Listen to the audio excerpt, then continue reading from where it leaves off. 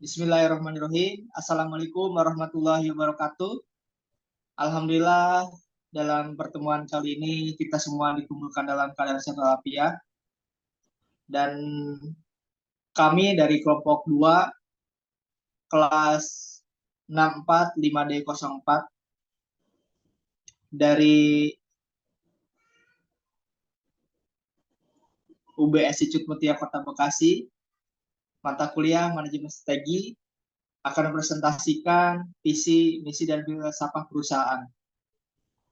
Anggota kelompok ini yaitu saya, Saiful, yang kedua yaitu Dianesa Fitri Purbayanti, yang ketiga Dini Oktaviani, dan yang keempat Doni Hidayat. Next.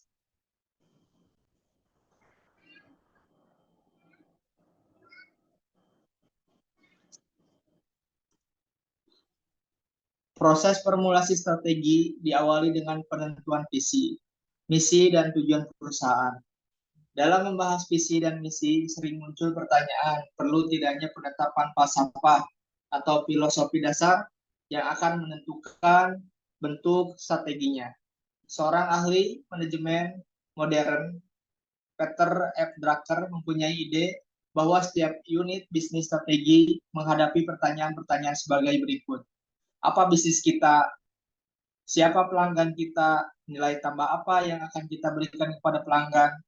Akan menjadi seperti apa bisnis kita di masa yang akan datang? Next. Pertanyaan-pertanyaan di atas merupakan ide dasar dalam penyusunan visi dan misi. Proses penyusunan visi dan misi perusahaan sangat membutuhkan banyak waktu dan sangat membosankan. Namun hal ini sangat penting. Sesuai dengan pernyataan John Naisbitt dalam bukunya Mega Trend Asia yang isinya memberi peringatan bahwa pada masa yang akan datang, perusahaan yang gagal mendefinisikan bisnis mereka akan terlempar dari persaingan bisnis yang sangat ketat. Next. Pengertian visi menurut para ahli. Ada beberapa pendapat mengenai pengertian visi perusahaan. Pada umumnya, visi misi digunakan sebagai pedoman suatu perusahaan dalam menentukan arah dan tujuan dari perusahaan tersebut. Melalui visi misi perusahaan atau organisasi mampu berjalan sesuai dengan tujuan utama yang telah ditetapkan. Berikut ini ada pengertian visi menurut ahli. Menurut Wibisono, visi merupakan sebuah rangkaian kalimat yang mengungkapkan impian atau cita-cita dari suatu perusahaan atau organisasi di masa mendatang. Menurut Lokman, visi merupakan sebuah kemampuan untuk memandang dan memahami apa yang akan diwujudkan di masa mendatang. Dan menurut KBBI, visi yaitu kemampuan untuk melihat inti persoalan, pandangan atau wawasan ke depan, dan kemampuan untuk merasakan sesuatu yang tidak tampak melalui kehalusan jiwa dan ketajaman penglihatan. Next. Berdasarkan pengertian-pengertian visi perusahaan di atas, maka dapat disimpulkan bahwa visi perusahaan adalah suatu pandangan jauh tentang perusahaan, tujuan-tujuan perusahaan, dan apa yang harus dilakukan untuk mencapai tujuan tersebut pada masa yang akan datang. Visi perusahaan akan menunjukkan suatu kondisi ideal tentang masa depan yang realistis, dapat dipercaya, meyakinkan, serta mengandung daya tarik. Next. Penentuan visi perusahaan. Setiap perusahaan mempunyai visi yang harus dicapai pada masa yang akan datang. Visi tersebut merupakan impian yang dicita-citakan oleh para personil organisasi, biasanya oleh para pendiri perusahaan. Cita-cita di masa depan yang ada di dalam pemikiran para pendiri perusahaan tersebut sebagai visi dari sebuah perusahaan. Visi harus dikomunikasikan dengan para anggota organisasi, sehingga mereka akan tahu secara jelas tentang apa yang diinginkan oleh para pendiri organisasi di masa yang akan datang. Oleh karena itu, visi yang ada di dalam benak pendiri organisasi perlu dipahami oleh para pelaksana, sehingga jika terjadi penyimpangan di dalam pelaksanaan pencapaian cita-cita di masa depan, maka koreksi-koreksi akan mudah dilakukan. Next.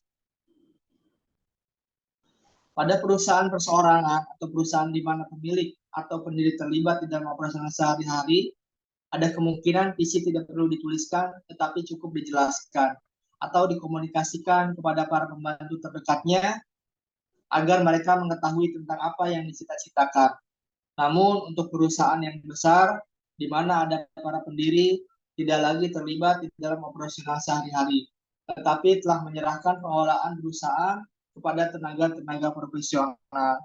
Maka visi para pendiri perlu dilakukan, karena visi tersebut akan dapat menjadi pedoman bagi para pengelola perusahaan untuk menentukan langkah-langkah yang lebih terarah dan dapat melakukan efisiensi di dalam implementasi, dan setiap tindakan yang diambil tetap konsisten dengan visi dari pendiri.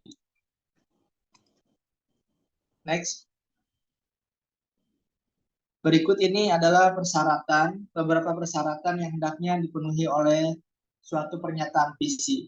Yang pertama yaitu visi dapat dibayangkan oleh seluruh jajaran organisasi perusahaan. Yang kedua yaitu dapat dikomunikasikan dan dapat dimengerti oleh seluruh jajaran organisasi perusahaan. Yang ketiga yaitu berwawasan jangka panjang dan tidak mengabaikan perkembangan zaman. Yang keempat yaitu memiliki nilai yang memang diinginkan oleh anggota organisasi perusahaan. Yang kelima yaitu terfokus pada permasalahan instansi perusahaan agar dapat dioperasi. Next.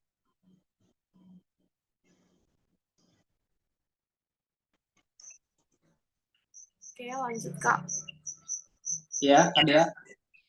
Penetapan visi perusahaan memiliki tujuan. Adapun tujuan penetapan visi perusahaan yaitu yang pertama, mencerminkan sesuatu yang akan dicapai perusahaan. Kedua, memiliki orientasi pada masa depan perusahaan. Yang ketiga, menimbulkan komitmen tinggi dari seluruh jajaran dan lingkungan perusahaan. Yang keempat, menentukan arah dan fokus strategi perusahaan yang jelas. Yang kelima, menjamin kesinambungan kepemimpinan organisasi perusahaan. Oke, Kak, lanjut. Visi adalah gambaran kondisi yang akan diwujudkan oleh organisasi atau perusahaan di masa mendatang.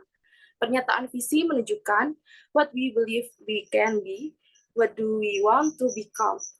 Dalam proses perumusan strategi, visi organisasi dijabarkan dalam misi. Kemudian misi dijabarkan ke dalam sasaran-sasaran strategi yang standar ukurannya sudah ditentukan. Contoh, visi PT Jasa Marga Persero sebagai penyelenggara jalan tol yang profesional, unggul, dan terpercaya. Next. Pengertian misi. Menurut Dr. Sapta Nirwandar, misi adalah sebuah langkah atau kegiatan yang harus dilakukan untuk merealisasikan tercapainya visi. Menurut Edwin A. Luke dan Associates Essence Kepemimpinan, misi adalah suatu tindakan strategis untuk mencapai atau meraih visi yang telah ditetapkan di dalam organisasi. Secara umum, misi perusahaan adalah pernyataan tentang apa yang harus dikerjakan oleh lembaga dalam usahanya mewujudkan misi. Misi perusahaan adalah tujuan dan alasan mengapa perusahaan itu ada. Misi juga akan memberikan arah sekaligus batasan proses pencapaian tujuan. Menurut Kamus Besar Bahasa Indonesia, misi adalah tugas yang dilakukan orang sebagai suatu kewajiban untuk melakukannya demi tercapainya visi. Oke, next. Penentuan misi perusahaan. Dalam misi terkandung filosofi bisnis dari pengambil keputusan strategi perusahaan yang menyirat citra yang ingin dipancar perusahaan, mencerminkan konsep diri perusahaan, serta memberikan indikasi bidang usaha atau jasa utama perusahaan, serta kebutuhan utama pelanggan yang akan dipenuhi oleh perusahaan. Pernyataan misi menunjukkan what is business, what do we do best in that business. Next. Oleh karena itu, pernyataan misi sebaiknya tentang definisi perusahaan dan aspirasinya, terbatas untuk menghindari venture dan cukup luas untuk pertumbuhan kreatif, berbeda nyata dengan organisasi lain, sebagai framework evaluasi aktivitas saat ini dan aktivitas prospektif, dan jelas dan dimengerti oleh seluruh anggota organisasi. Komponen pernyataan misi menyangkut. Yang pertama, pelanggan, ada filosofi, produk atau jasa, konsep diri, pasar, public image, teknologi, karyawan, pertumbuhan yang survival. Next. Menurut King and Cleveland, sasaran misi perusahaan adalah yang pertama, memastikan kesamaan tujuan dalam organisasi. Yang kedua, menjadi landasan untuk memotivasi pemanfaatan sumber daya organisasi. Yang ketiga, mengembangkan landasan untuk pengalokasian sumber daya organisasi. Yang keempat, menetapkan warna umum iklan organisasi, misalnya mengisyaratkan operasi yang bersifat bisnis. Yang kelima, berfungsi sebagai titik fokus bagi mereka yang sepakat dengan tujuan umum dan arah organisasi, serta menghalangi mereka yang tidak sepakat dengan tujuan umum agar tidak lagi melibatkan diri dengan kegiatan-kegiatan organisasi. Memudahkan penerjemahan sasaran dan tujuan ke dalam suatu struktur kerja yang mencakup penetapan tugas kepada elemen-elemen yang bertanggung jawab dalam organisasi. Yang ketujuh, menegaskan tujuan utama organisasi dan perwujudan tujuan-tujuan umum untuk menjadi tujuan yang lebih spesifik, sehingga parameter biaya, waktu, dan kinerja dapat ditetapkan dan dikendalikan. Oke, next. Pada saat merumuskan misi, perusahaan harus mempertimbangkan tuntutan, harapan, dan kepentingan berbagai pihak terkait yang disebut dengan stakeholders, baik dari individu atau kelompok yang berasal dari internal ataupun eksternal perusahaan. Kepentingan-kepentingan tersebut sedapat mungkin diakomodir ke dalam misi. Untuk memberikan pemahaman yang jelas, maka akan disajikan ke dalam gambar sebagai berikut ini. Pernyataan misi, perumusan usaha, tujuan usaha, dan filosofi ini berasal dari tuntutan internal dan eksternal. Untuk tuntutan internalnya berasal dari direksi pelaksana, dewan, komisaris, pemegang saham, dan karyawan. Sedangkan untuk tuntutan eksternalnya berasal dari pemasok, pemerintah, serikat buruh, pesaing, dan masyarakat. Nah, untuk pernyataan misi, perumusan usaha, tujuan usaha, dan filosofi ini meliputi formulasi strategi dipandu dengan pernyataan misi, hubungan antara misi, pihak-pihak yang berkepentingan, dan strategi. Oke, lanjut, Kak. Perumusan misi. Perumusan misi perusahaan dapat dilakukan dengan cara berikut. Pertama, melihat pihak-pihak yang berkepentingan. Dua, menyelaraskan kegiatan proses utama dengan sumber daya yang ada untuk memungkinkan perusahaan melaksanakan kegiatannya lebih baik dan seefisien mungkin. Tiga, menentukan lingkungan yang sangat berguna untuk menentukan apakah misi organisasi atau perusahaan tidak bertentangan secara internal dan eksternal. Fungsi misi.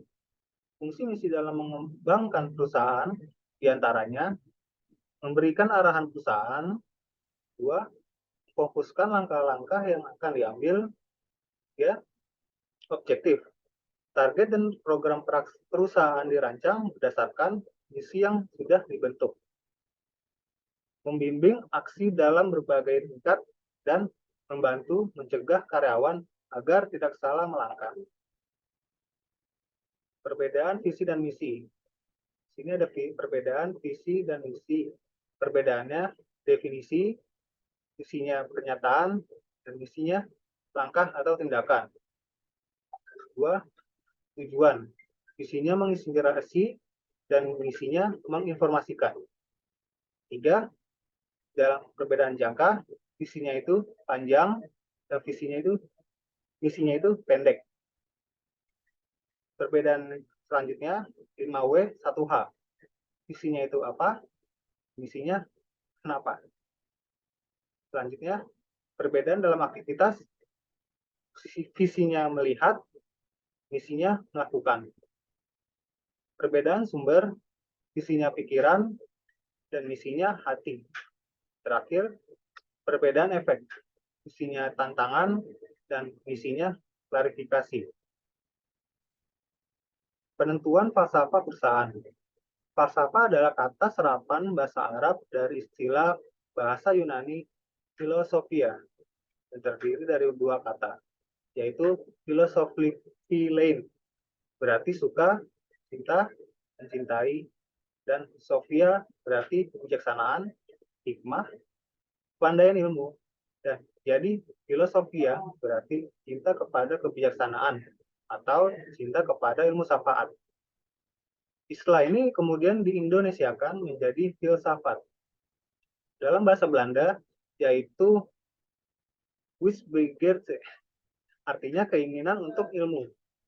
Wis artinya pandai, berilmu, begeert artinya keinginan. Dalam arti praktis, filsafah mengandung arti pikiran. Sedangkan berfilsafah ialah berpikir secara mendalam atau radikal dengan sungguh-sungguh sampai ke akar-akarnya terhadap suatu kebenaran, atau dengan kata lain, berfilsafah mengandung arti mencari kebenaran atas sesuatu.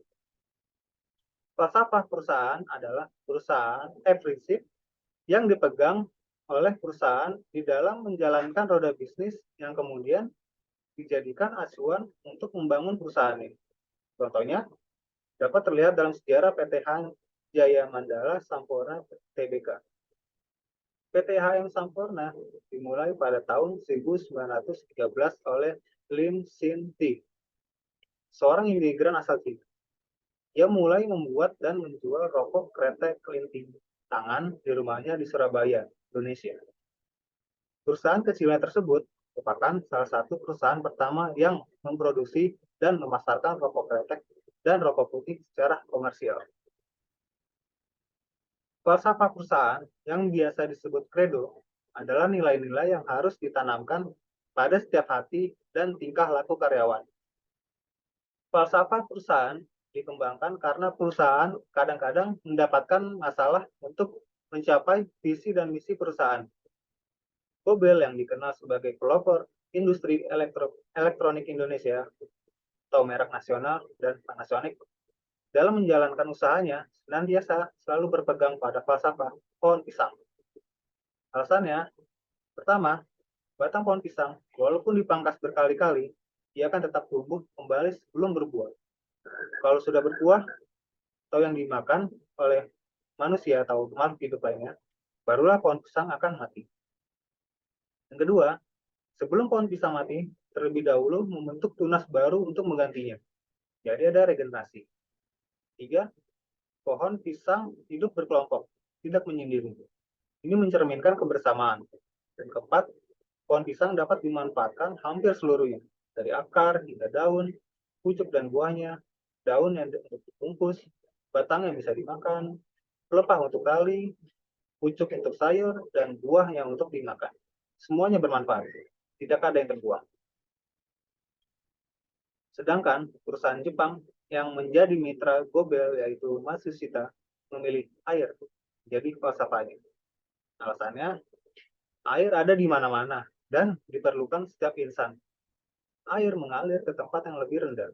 Artinya, produk perusahaan tersebut harus memenuhi kebutuhan masyarakat kecil. Falsafah air mengalir membawa konsekuensi pemerataan pendapatan bagi karyawan. McDonald's menjadi populer dengan falsafah bisnisnya yaitu kualitas, pelayanan, kebersihan, dan nilai. Penentuan tujuan dan sasaran perusahaan. Agar mudah diimplementasikan, maka visi dan misi tersebut perlu dijabarkan menjadi tujuan perusahaan. Tujuan perusahaan adalah bagaimana sumber daya, kapabilitas, dan kompetensi inti akan digunakan untuk mencapai hasil yang diinginkan dalam lingkungan yang kompetitif.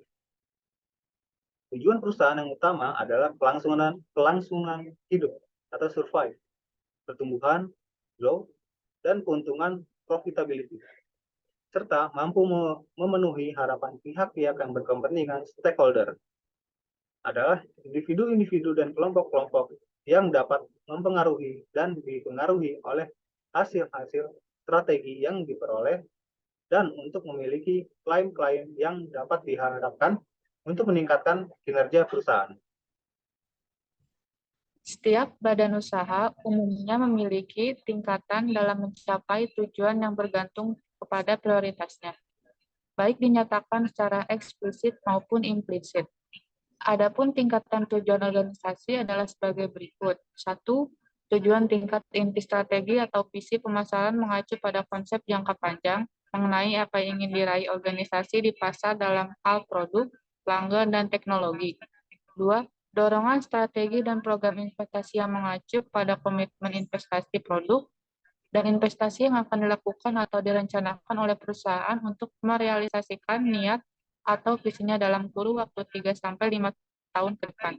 3. Sasaran yang mengacu pada tujuan yang mentransformasikan pendorong strategi ke dalam program-program tindakan. Dalam sasaran ini cenderung akan merinci hasil yang ingin dicapai dan merupakan target umum. 4. Tujuan operasi yaitu target jangka pendek yang hendak dicapai dan biasanya dalam 1 tahun. Tujuan membantu proses koordinasi tindakan-tindakan dan kegiatan organisasi serta memotivasi anggota organisasi dan merasionalisasikan tindakan organisasi secara keseluruh. Tujuan harus dikomunikasikan kepada seluruh anggota organisasi, sehingga semuanya terlibat untuk mencapai tujuan yang telah ditetapkan. Ada beberapa prinsip yang harus diperhatikan dalam penentuan tujuan perusahaan. Menurut George Steiner, prinsip-prinsip dalam penentuan tujuan yaitu 1. Sesuai atau cocok, 2. Layak atau dapat dicapai, 3. Dapat diukur, 4. Lentur atau fleksibel, 5. Memotivasi, 6. Dapat dimengerti, dan 7. Terkait.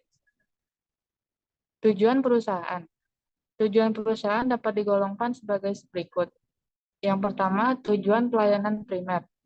Tujuan pelayanan primer terbagi menjadi 3, yaitu tujuan primer, organisatoris, dan operasional. Tujuan primer adalah pembuatan barang jasa yang dijual untuk memenuhi kebutuhan konsumen.